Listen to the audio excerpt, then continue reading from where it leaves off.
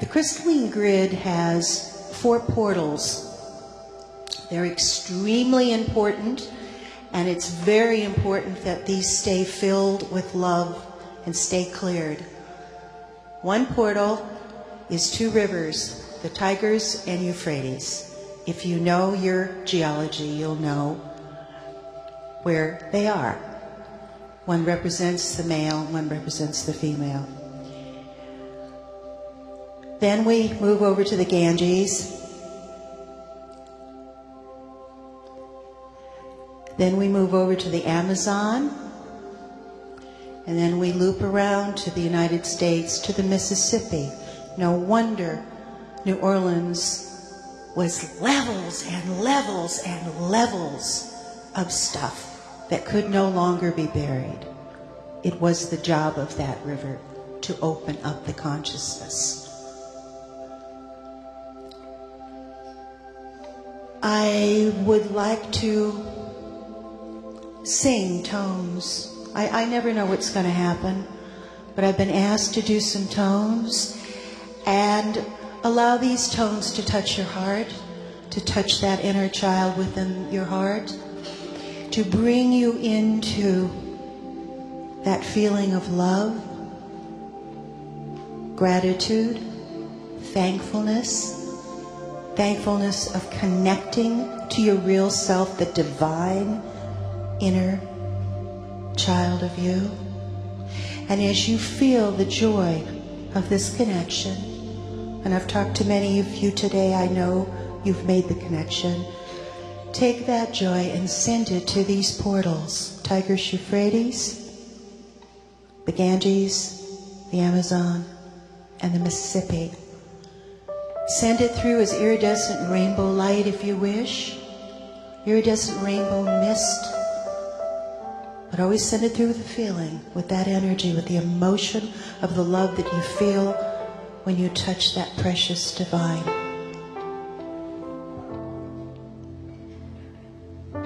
And start feeling true self-love.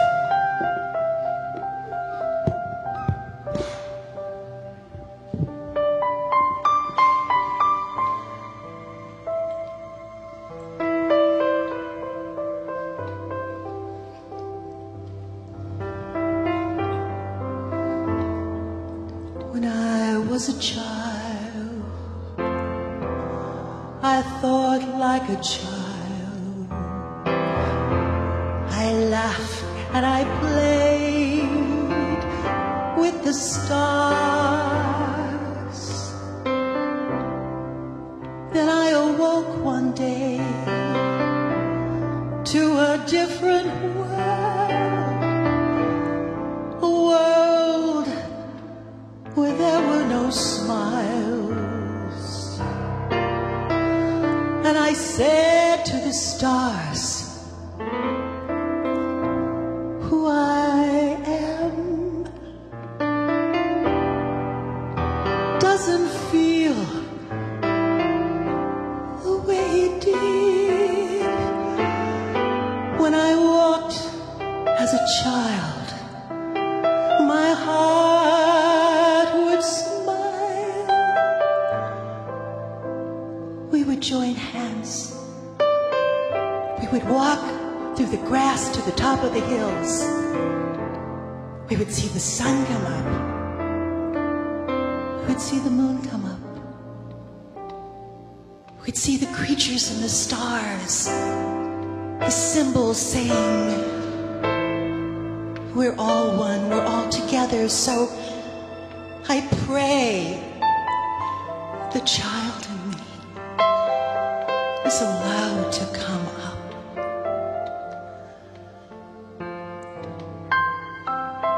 And play again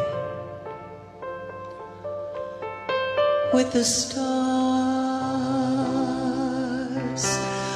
with the stars. With the earth, with the angels, with the waters, the veins, the blood of our planet.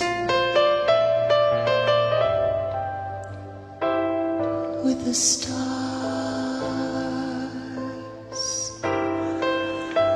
with the stars,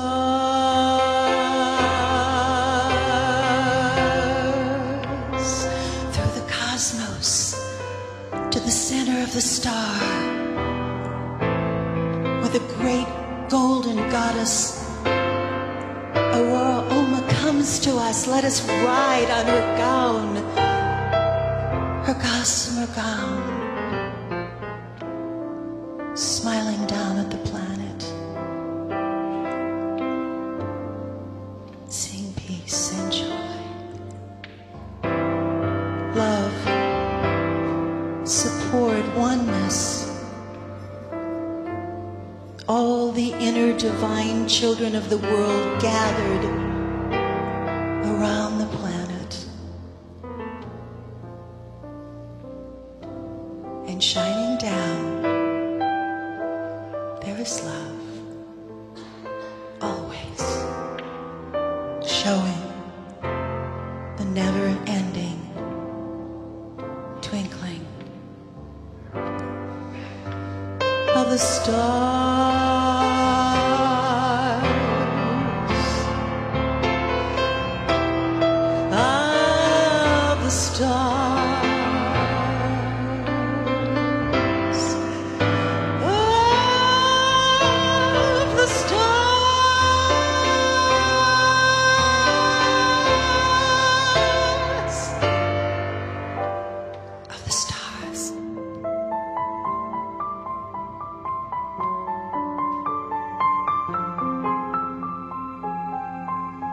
And so it is.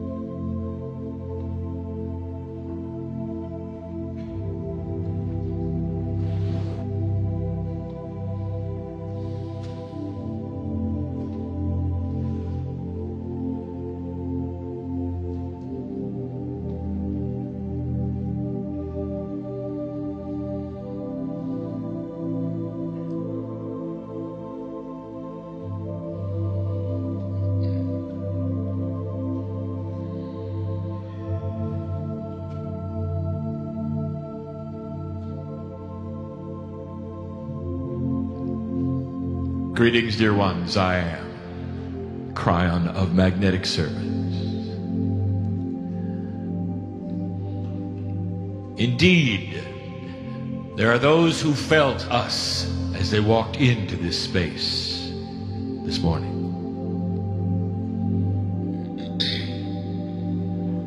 But we have not left you.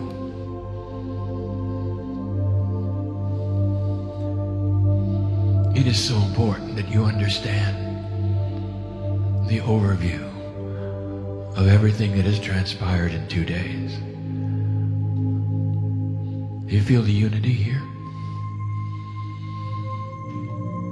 Can you feel the unity with the strangers that have come here from faraway places? All of those who are here, 600, you couldn't meet each other. You met some, but you couldn't meet them all, but you have in some way touched hearts collectively. And you held the hands of one another, and the room had one purpose. What do you think that light was like? What do you think that light was like? And some of you to this day wonder whether God knows who you are, whether Spirit, the intelligence of the universe, has really anything to do with you. And these 2 days were put together synchronistically. on purpose without accident so that you could feel the unity and feel the family and know that you're cared about. In every way, you're cared about. God knows everything that is going on in your life. And that is said in a way that is so honoring and so loving. Ready are we to be what you need. Ready are we to walk next to you in what you think are dark times. Ready are we to expose your power. Ready are we to start helping you to write the chapter and verse about the next phase of your life. Ready are we to walk out with you in a different way than you walked in. Ready are we to take your hand like we never have before. Perhaps you got messages. We'll speak more of this in a minute. My partner is apprehensive. He normally is not. We speak of love. We speak of the things that he is so commonly involved in the channelings. And now we speak of science. And we use his engineering brain and his logic and his clear channel to bring you things that we wish you to hear. And so let me talk to him at this moment and say, dear partner, relax. For we're going to go slow in a teaching mode. We're going to give you the words that you will understand, the information that will make sense, but go slow. Go slow. There are those of you who would say, why would we do such a thing? You've come for words about the esoteric and we gave them to you. And the channeling before this, seemingly a moment ago to me, we now complement it with the other side. Science you need to hear. Things of which we have spoken before sometimes meld into things we have never spoken of to give you simply the truth about physics. In areas perhaps you have not heard before, and some you have. We bring you these things in this way for a reason. The first of which is that we wish to have this archived, so that someday there will be those who would pull out this transcription and they will compare it to what science has discovered, and they will see that there is a confluence of truth. And they will have to then say, this was real.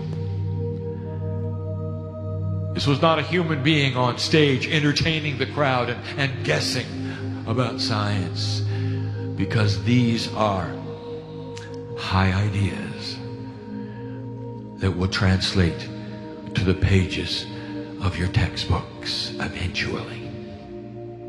You see, you watch, you wait. I am Cryon of magnetic service. And if we're going to do this correctly, we have to give a review and tie it up correctly. I told you that I would explain astrology. And in order to do so, I am going to take you through a little bit of science about your biology that you need to know. For it relates not only to astrology, but to almost everything else that is going on with you and the planet. Cryon of magnetic service. Your DNA is complex. It is beautiful. Every single piece of it is there for a reason. There is no junk. There is no waste. It is beautifully designed. What seems to be random and chaotic is not, for the system lays very succinctly within the interdimensional framework of those who work with those beautiful, beautiful strands. Nothing is wasted. But in 3 dimensions, you see the double helix. And for many, many years, you have seen it as a strand. A strand by itself, responsible for the genealogy, for all of the things that you are. Recently, in your science, a discovery was made that seemed to be passed over, which in its essence is probably one of the most profound discoveries that ties you and the magnetic grid together. At the ends of the strands of DNA are the telomeres. These long strands would seem to do nothing but shorten as you age. A copy of a copy of a copy. Responsible perhaps for what you think is your demise. But then science discovered something, that the telomeres actually were connected together. It took a while to see, for it was a very fine connection. This gave you 2 bits of information. Number 1, the telomeres don't really shorten. The loop that DNA is gets smaller. But it's a loop. Suddenly, DNA is not a strand, but a loop. And now the fun begins. For within this loop, you now have an attribute of current. You see, the human being is a bioelectric device. And your brain and the synapse and your muscular reactions, all with the neurons that fire the impulses, trillions of them, that make your body work. And so the electrics of the body suddenly are involved in the DNA, for there is a current that travels through the loop.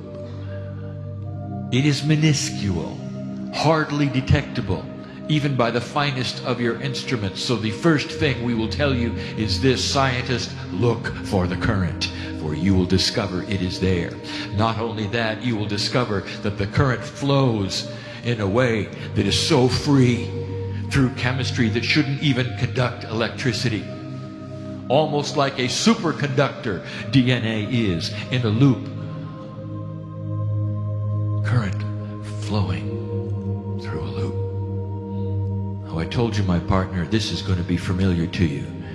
This is something you even understand, and you will understand as we present this. Current through a loop creates a magnetic field.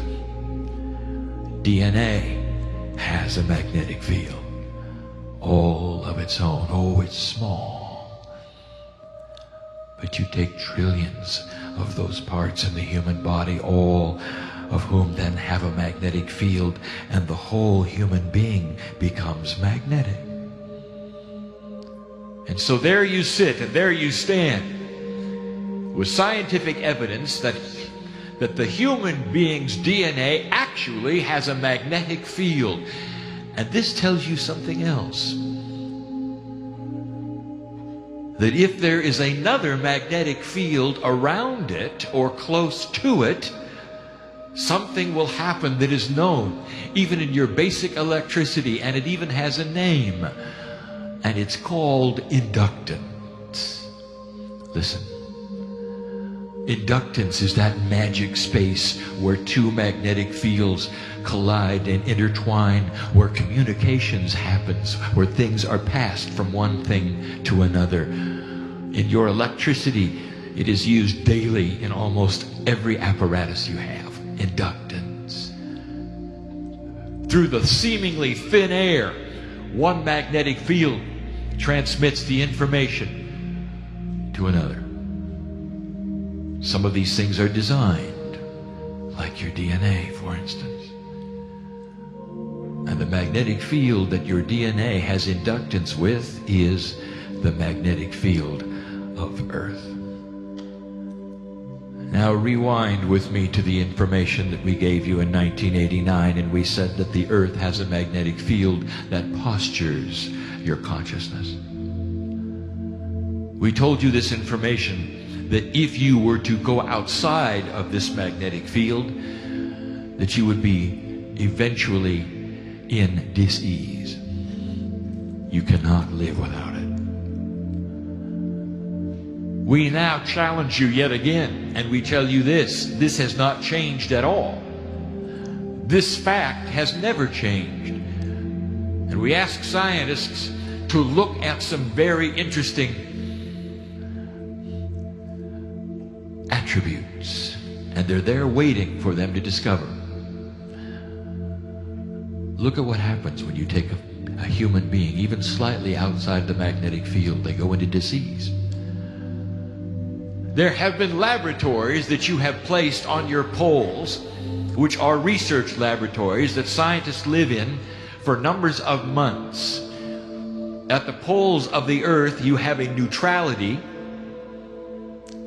of confluence, where what you would call the influence of the magnetics is one polarity or the other. So there is a singularity at the North Pole and a singularity at the South Pole that is not balanced in the kind of a magnetic field that you have right now as you sit here. It's not balanced. So scientists,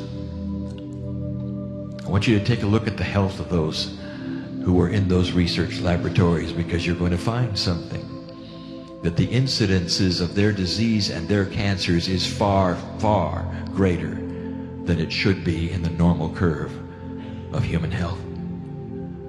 For they sat outside of the balance too long, and they paid the price.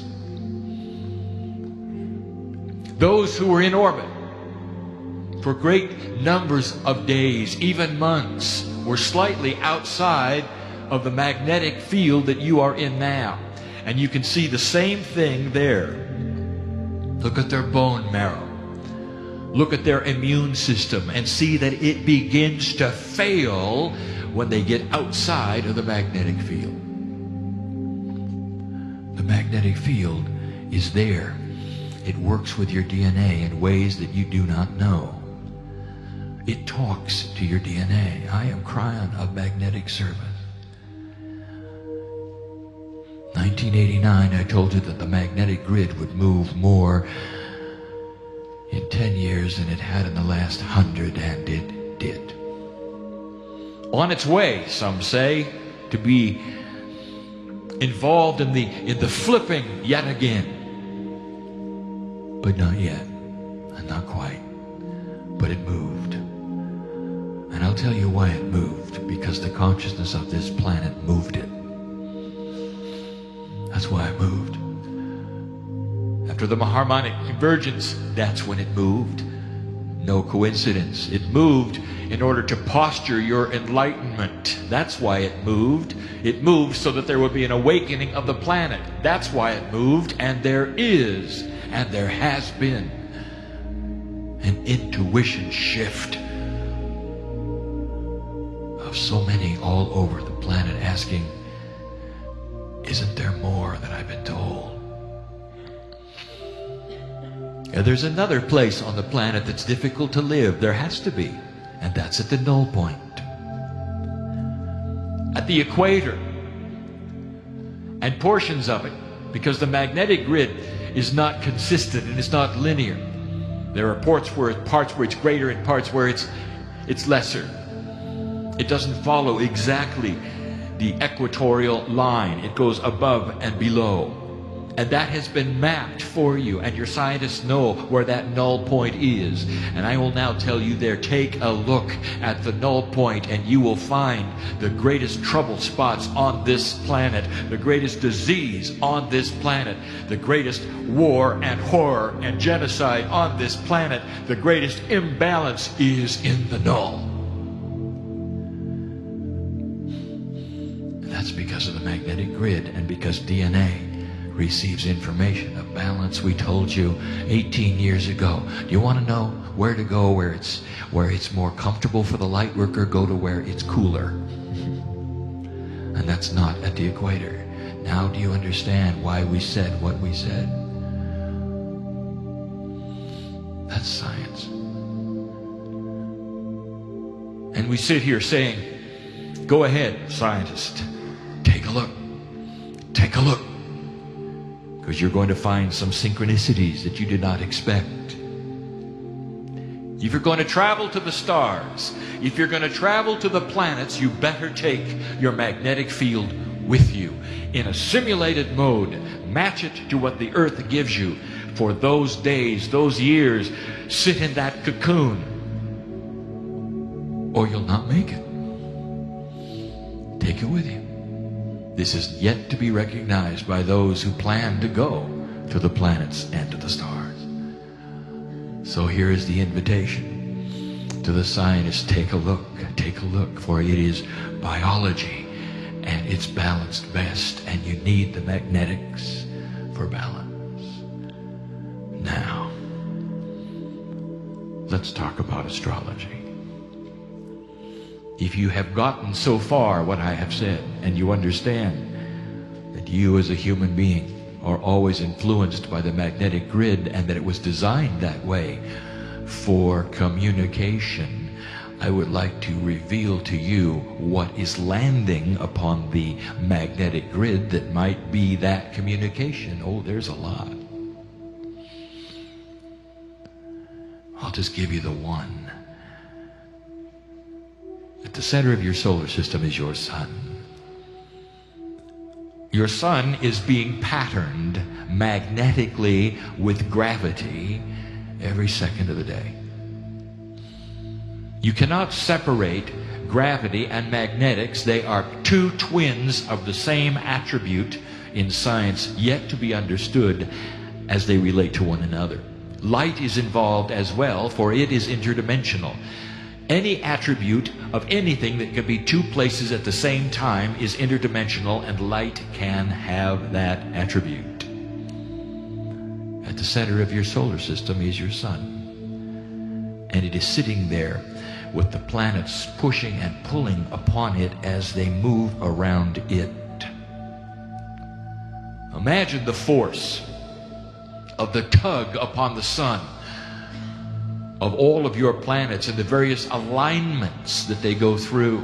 Imagine for a moment that you could see gravity and the incredible forces of gravity as strings out to the planets pulling upon the center of the sun.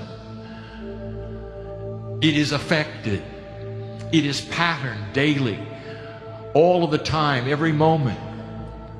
This patterning is an interdimensional patterning of the sun. It changes attributes, it does, because of the pushing and the pulling of the planets upon it. Therefore, you might say that these attributes are different every moment, depending upon where the planets are, and you'd be right. Think of what the attributes of this pushing and pulling do to the sun when the planets line up in a row. Think of what happens when there's what you call the seeming retrograde. Think of what happens with the patterning as the planets move around in these positions that are known to you, astrologers. And so there we are with a pattern in the sun that is interdimensional, that is magnetic, that even affects time. And the sun blasts that solar wind at the earth all the time. Coming at you, the solar wind all of the that time, all that time. That is the information of the patterning of the sun being delivered to the magnetic grid of this earth. And if you doubt that, then go look at the aurora borealis. For that is the name given to the light show of the solar wind as it hits the magnetic grid, as it delivers the information of the patterning of the sun. And when it arrives here, on the grid of the planet, that patterning is then transmitted through inductance to your DNA at birth. You get a pattern. Aquarius, Pisces, Cancer. You get a pattern. And the pattern is reflected of the alignment of the planets at the moment of the birth. The pattern is retained in your DNA as a life force that we have spoken of yesterday when we talked about the seeming chaos of the energy in an interdimensional area. It affects you. And so from then on, you are susceptible and changeable with those patterns as they align in your solar system. And that's called astrology. There are those who say, I don't believe this. Did you know that even the gravity without the solar wind affects your DNA? Did you know that? We have just given you information that you are susceptible to the patterning of interdimensional orbital mechanics. And there are those who said, I still don't believe it. All right, I will ask you this. How do you explain the full moon syndrome? Why is it that police forces all over the globe decide to put on extra help on the full moon? And there are some that say, well, that's easy. You see, it's lighter then. And we say, as though it were not the night before or the night after. More trouble when there's more light. No, no, no. Oh, ask the hospitals, they know. Those who clean up the messes and the accidents, they know the full moon is a difficult time. Now go explain that. And I will tell you it is because, dear human being, you are susceptible to the movement of the planets. Even your own moon, which has no solar wind. Because it is so close to you, even that interdimensional tug of the gravity of the moon puts you into the cycles. You are allied with Gaia. You are part of the system. Can you ever deny such a thing? That's science. Astrology is scientific. It has to do then, therefore, with the patterning of magnetics through inductance onto the DNA layers. DNA, which is also magnetic. This will be shown someday. Oh, science. They're not going to call it astrology. You're not going to see it on the news. Science proves astrology. They will hint at it. They will tell you about it in their own way. And then there are the astrologers who will smile a lot. And so you see, and they'll say, you say, it isn't evil at all, is it? It's not a cult at all, is it? Now it's science. Now it's okay. That's astrology. Could it be that simple? It's not simple. It's grand. It's grand. Now you will understand, astrologers, why we told you 18 years ago that there would be a difference in the charts that you must rectify before and after to find out what has taken place within the energy shift and the magnetic grid shift between then and now. We talked about a 3-degree influence in your charts between now and the year 2012. Those 3 degrees do not all occur in one house. Those 3 degrees are a culmination of the house shapes opening and closing in a new configuration. Go ahead, do the rectifications and see what we mean. Do the overlays before and after, and you will discover through those clients that you have had charts done on then and now what is taking place and how these are shifting and changing. And the world-class astrologers know that it is changing. Even astrology is dynamic, for it's related to the magnetics. Indeed. Now my partner says, well, that was easy. Well, this next one won't be.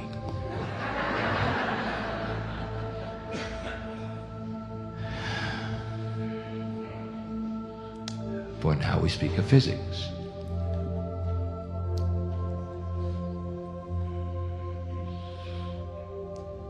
Let me give you some history. Let me tell you about a conundrum.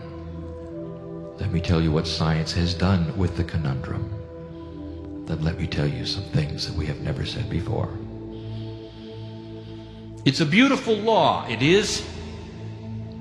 And Newton designed it.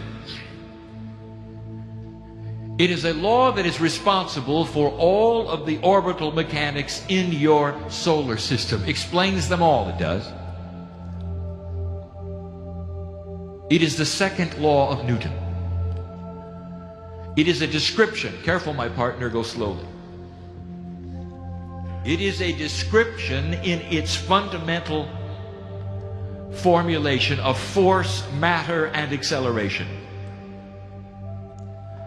And these fundamentals explain the movements of the planets, the movements and inertia of motion on all parts of the earth so well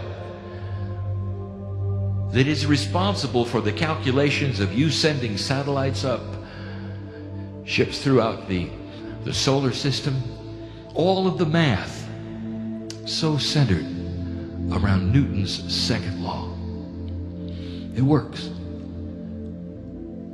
And if you've noticed in your own solar system, and if you're into astronomy, you will see what Newton saw. And that is that the planets which are further away from the gravitational influence of the sun travel slower.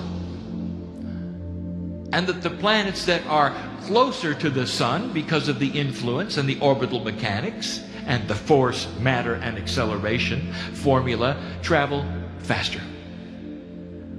And this holds true and has held true until your science discovered some problems.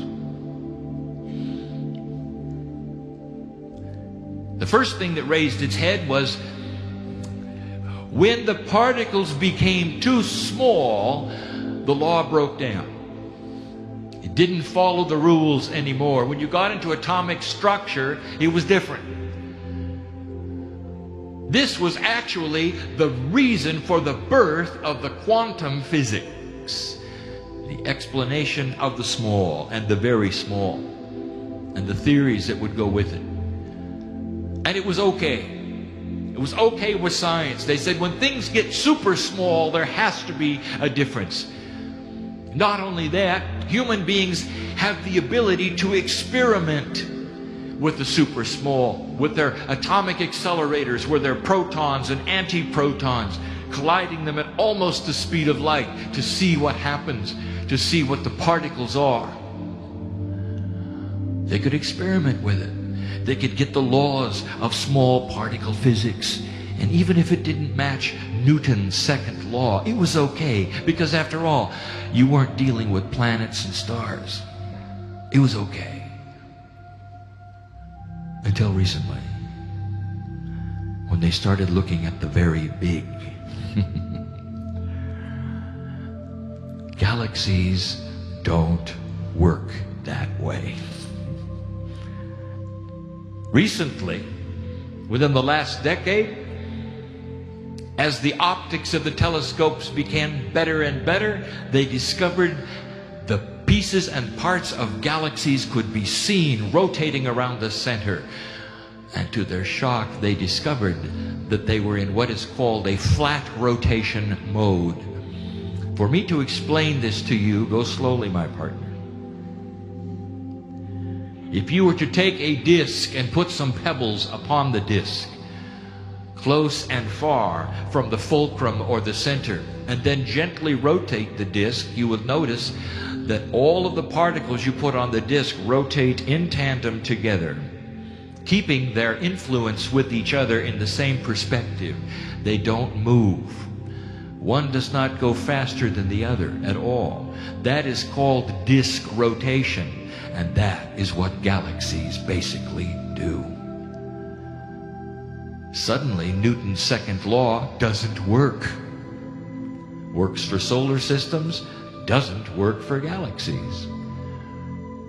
And so the answer was this. In the mathematics, they said, something is creating an energy we cannot see, which is pushing upon the matter in a way that is messing up Newton's law. We don't know what it is, but we cannot see it. It is unseen energy creating this system, which we now are realizing is there. There's energy we cannot see, therefore it's in the dark, and it's got to be dark matter. Dark matter isn't really dark matter. It is the scientific definition. Go slow, my partner. For missing energy. That's all it is.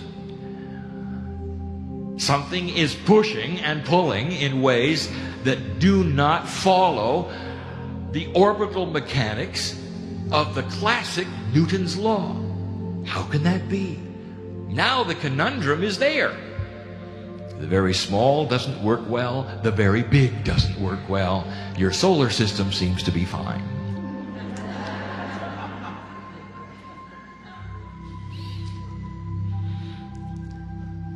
Somebody's working on this right now. Newton had an assistant who was very involved in his work, helped him a lot, he did. Esoteric it is. The assistant is alive today, and he's an astronomer, of course. And he's very close to figuring this out. I'm going to tell you why. I'm going to do my best to give this to my partner in a succinct way so that you will understand the physics. This has never been revealed in this fashion. You're close to discovery. It's in the ethers. I am not giving you anything. The human free choice is not going to discover on its own. It's in the ethers. It is delivered to you. It is ready for you to find this. Physicists, but you're going to run up against a whole lot of resistance. And I'll tell you why. Because you're going to have to rewrite and add unto the four forces of the universe. As known by physics, I will give you the names of the four forces and what they're called. I will not explain them, for this is not the venue for that. Listen to what the scientists have said are the only four forces that control everything. The first is gravity. This is known as a weak force. The second is electromagnetics. This is known as the strong force. They are a pair. And the next two, one is known as the weak nuclear force. The fourth is known as the strong nuclear force. Those four supposedly are responsible for everything that happens. And now suddenly there is a conundrum. There's missing energy. Does that not tell you perhaps those four forces might be six? And they are. I want you to take a look at nature. On your planet, take a look at nature. Almost everything comes up in the factors of 12. Mathematician, you know what the factors of 12 are. The most common factors of 12 that you see in nature are 3, 4, and 6. When you crystallize water on its own, it comes up with 6 arms. The crystallization formations are base 12 with the factors of 12. We have told you for many, many years that the elegant science of physics should be base 12. It is an interdimensional math that comes up with a zero. A zero that doesn't mean nothing or infinity. A zero means the potentials of all the answers probable. It's not an empirical math. And yet this math will bring you some realizations when you get it. For instance, does it make sense to you that one of the most profound equations that you have, being that of the circle, which you have called pi, is an irrational number? It goes forever. Does that make sense?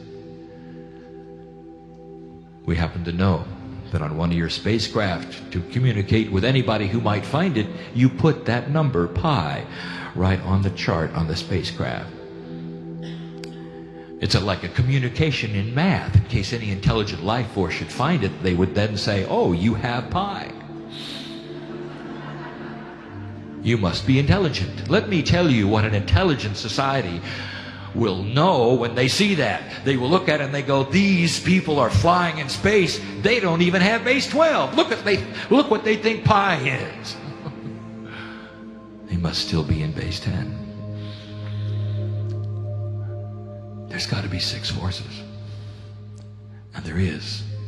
And before I tell you what the other 2 are, and I give them attributes, not names, because they will be named according to what science wishes to name them, and they will then explain dark matter. Oh, listen to this. There's a difference between a galaxy and a solar system. A big one. Newton, listen up. At the middle of a solar system is ordinary mass. No matter how big or how small the sun is in any solar system, it represents ordinary mass. When you get into the giant systems such as galaxies, that's where the magic is, and that is where the discoveries are. Years ago, we told you what was in the middle of each galaxy that would cause the rotation. Even before it was notated in science, we said there is something in the middle that's interdimensional, a black hole. Some years ago, we then gave you the rest of the story. We said there are twins in the middle of each galaxy. There are 2 attributes. One you call the black hole, and one you cannot see. They are a push-pull system of interdimensional energy. The missing piece of the forces of the universe and the energy that surges back and forth. Now stay with me. I'm going to give you some pictures in your mind for this. Let me tell you what happens when you have this kind of an interdimensional energy in the center. Newton's law no longer applies. It's not ordinary mass. This interdimensional energy has a cohesion to it. It creates a flat rotating galaxy because of its interdimensionalness. There's a whole set of laws that must be developed for a strong and a weak interdimensional force. You now have the 6. You have gravity, you have electromagnetics, you have strong and weak nuclear, and now you have number 5 and number 6, which are strong and weak interdimensional force. Here it comes, the interdimensional portions that the string theorists said are there. Every galaxy has a push-pull system. Every galaxy in the middle of it has a twin. There is a twin system. You only see one. Because you're convinced it's invisible, it's black hole, no light escapes, therefore it must be singular, one thing. How 3D of you. It is not one thing. It's a beautiful double eye of a needle. Now listen. When you start mapping the universe and you see how the galaxies are really put together, you already know they're not random. Isn't that interesting? Wasn't what you call the Big Bang supposed to be something that random distributed everything from almost nothing? So why is there a pattern? This is the beautiful part, dear human beings. There is a pattern in the seeming chaos of an interdimensional event, which was Big Bang was an interdimensional event. Picture with me for a moment a giant needle and thread, two of them, one that goes into the black hole and one that comes out of it. These threads are interdimensional strings of force that then connect themselves to the other galaxies, weaving in and out of their centers, which are a double-eyed black hole, a push and a pull, an interdimensional force of which you are not aware of yet. And they then thread to another galaxy and to another and to another. Now see that quilt work having a symmetry and a purpose. If you could look down the middle of it into the middle of the universe from a certain angle, you would even have the symmetry of a mandala. The galaxies are shaped beautifully. The symmetry makes sense. It's base 12. We challenge you to find this. And those seeming threads that go in and out of those galaxy centers with this new force I have just described. It's a lattice. It's a lattice. It has symmetry. It has purpose. It has beauty. And it's the missing energy of the universe. The dark matter that everyone looks for is not in the empty spaces between things. It's in the strings of the interdimensional force between galaxies, purposefully put there. Oh, it's a wonderful system. You only see randomness now. You don't even have the forces listed, but you will. I've spent enough time on this. Okay, there is one more. I want to give you this hint. Again, we do not do this out of the free choice of the human being. This is in the ethers. That is to say that it is available for discovery. Humans must discover these things. We give hints. And when they're there, you'll know you heard it here first. This is technical. Don't worry, my partner. I'll give you the picture. For years, astronomers have been putting special lenses on the telescopes of choice in order to give them different kinds of views of the universe. The collection of ordinary light is passé. They now wish to collect radiation. They wish to have the spectrometry. Go slow. So that they can tell what things are made of.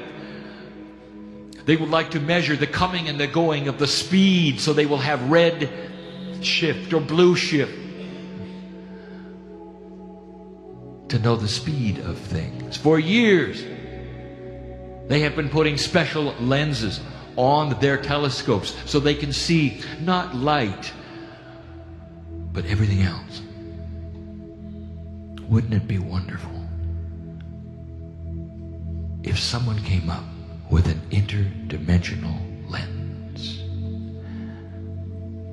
And if you could, what would you see? You'd see exactly what I've described. You'd be able to see the twinness of the center black hole, that it's not one thing, it is two, because you're not looking at light anymore. You're looking at gravity and time and the warping of them, and you'll see the in and the out. You'll see how they relate to the other, because you will see the strand connecting the galaxies very clearly. Wouldn't that be wonderful? It would explain the missing energy. It would give the scientists the reason to increase the 4 forces to 6. And it is doable. And I'm going to tell you what it looks like, almost.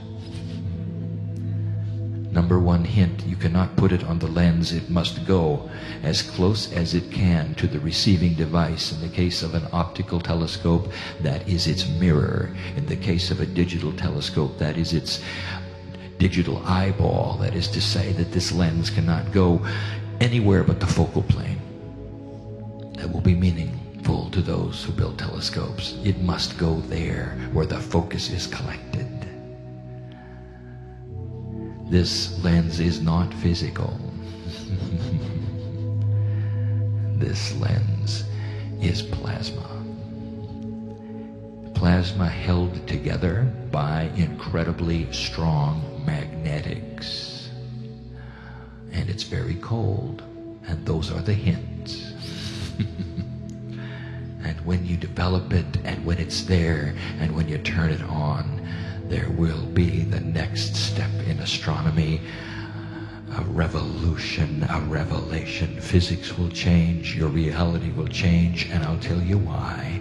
And this is the last point I make in science before I close. I'll tell you why. And that is, when you look at interdimensional things, one of the unexpected things you're going to see is life. Yes, you stick out. Because of your life force, you can look into a galaxy, and the ones that glow have life. How about that one? And everybody can get scared.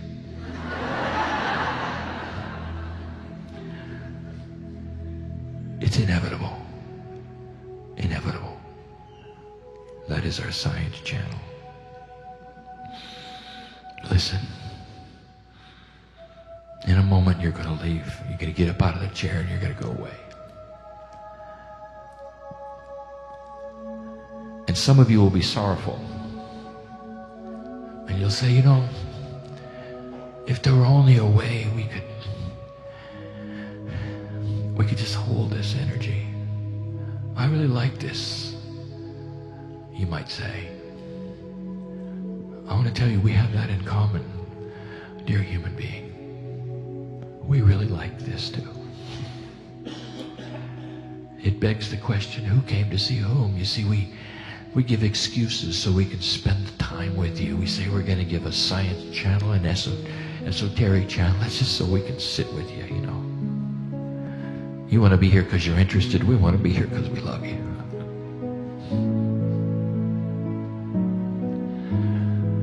I want to give you the invitation to recreate this moment every day of your life.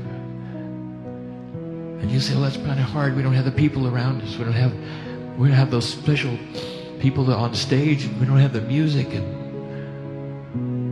oh yeah, you do. We just gave you 2 days of it, and it's gone inside your consciousness, and you can pull it anytime you want to, right back to where it is right now. Get into that quantum state, because every time you do, we'll be there. That's the invitation. Become slightly quantum on us. Get out of 3D, just a little. And then smile when you feel it. There are those in this room who know what I'm speaking of, who know when they go to that spot you call meditation, and all of this energy that is here in these 2 days comes flying back. It's here. It always will be. You're going to get up and leave the room. The event will be over. The last time in this place, it'll be over, and there'll be those who say, well, that was just really, really good. It's too bad. It's over. It's not over. It's not over. No, we want to go home with you in the same way that we're here with you. Now that's quantum. Can you do it? Good. There are those who receive messages in these times, in these 2 days. And the messages often were this: honor yourself, go slow, there's a purpose for your life. And Let the cosmic intelligence flow in and out of you. Be peaceful. Stop worrying. Increase your life force and your health. There is a system of connections between every human being in this room, just like the galaxies of the universe. Call upon it and let it work for you, dear light worker. You're not alone. You're not alone. You're not alone. The message of Kryon will never change till my partner takes his last breath. It'll be about the love of God for you, about what the family is like, and how much we miss you while you're here. It's a time of great joy, reflection, discovery. And you let us share it all with you. And this entity is in love with humanity. Brother and sister, until we see you again, in whatever form, let the Lemurians play. Let them sing their songs. These are the times you waited for, my brothers and my sisters. Flow into this room and let these light workers know you're here.